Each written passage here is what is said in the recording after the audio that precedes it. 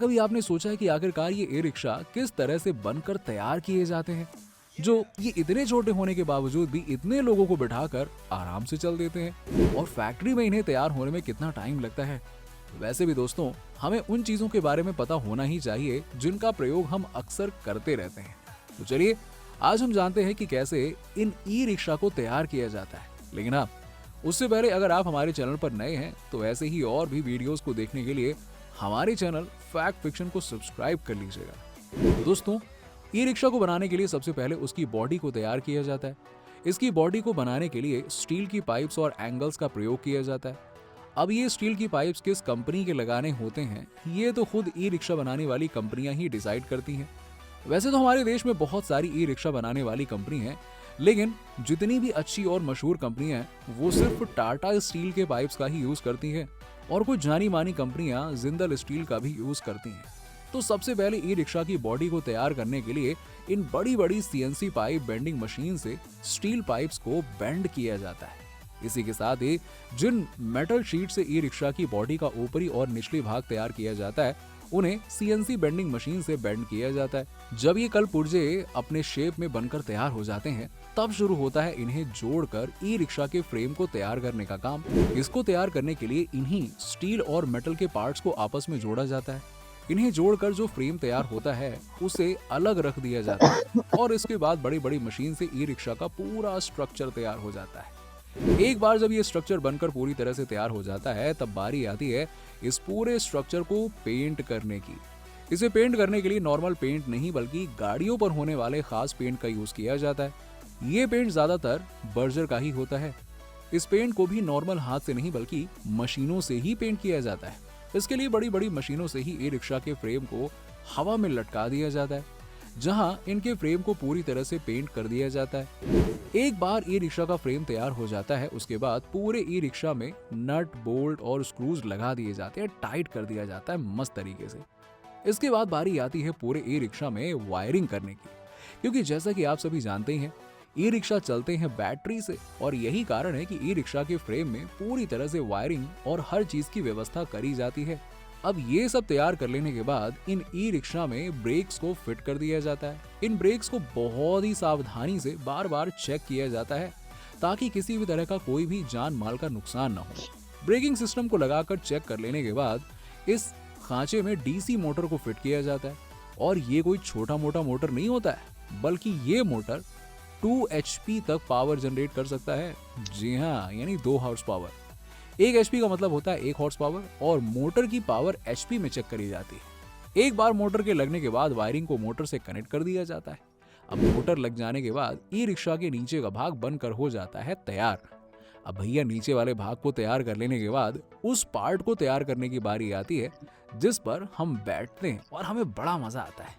अरे, इस भाग को तैयार करने के लिए पहले इस नीचे वाले पार्ट को सीधा कर लिया जाता है, और ऊपर वाले पार्ट को भी बड़ी बड़ी मशीन की मदद से काट कर शेप में ले आया जाता है, और बाद में उन्हें जोड़कर एक सीट जैसा तैयार कर लिया जाता है, जिसे बाद में नीचे वाले पार्ट के ऊपर रख दिया जाता है, और फिर इसे नट्स, बोल्ट्स और कल पुर्जों की सहायता से जोड़ दिया जाता है।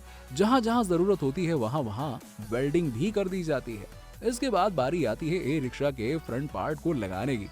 इसे भी जोड़ने के लिए पहले तो इसे अलग से मशीनों से तैयार किया जाता है और पेंट किया जाता है, और इसके बाद इसे भी नीचे वाले पार्ट्स पर बोल्ट्स की मदद से जोड़ दिया जाता है, और कुछ हिस्सों पर वेल्डिंग कर दी जाती है।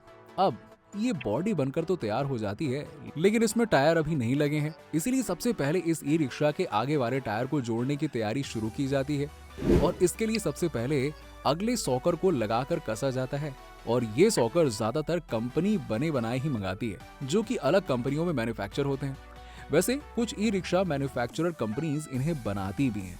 इन सॉकर की वजह से ही हमें सड़क के गड्ढों में उतनी दिक्कतों का सामना नहीं करना पड़ता है। इसे ई रिक्शा की बॉडी में लगाकर बोल्ट से कस दिया जाता है, और एक बार ये हो जाने के बाद इसमें लगे मेडी गार्ड के नीचे टायर को फिट कर दिया जाता है। जी हाँ, अब भैया, अगला टायर लग जाने के बाद हमारा ई रिक्शा लगभग बनकर तैयार हो जाता है। लेकिन भैया, ई रिक्शा तो रात में भी चलता है ना, तो आखिर इसमें लाइट भी तो होनी चाहिए ना। इसीलिए ई रिक्शा के आगे लाइट जोड़ी जाती है, और आपको बता दें कि ई रिक्शा में LED लाइट्स का यूज किया जाता है, जो कि ई रिक्शा में लगी बैटरी से चलती है। दरअसल एलईडी लाइट्स यूज करने का कारण ये है कि ये कम से कम बिजली खर्चा करती हैं। इसके बाद ई रिक्शा में मीटर और हैंडल को फिट किया जाता है। हैंडल फिट करने का काम थोड़ा सा मुश्किल होता है क्योंकि हैंडल तो आराम से लग जाता है, लेकिन इसके वायर की सेटिंग इतनी आसान नहीं होती है। यहाँ तक कि अगर इसके वायर की फिक्सिंग में कोई गलती हो जाती है तो ई रिक्शा खराब हो सकता है। इन्हीं सब वजहों को देखते हुए ये काम बड़ी ही सतर्कता से किया जाता है और ये सब करने के बाद ई रिक्शा में बैटरी को फिट कर दिया जाता है।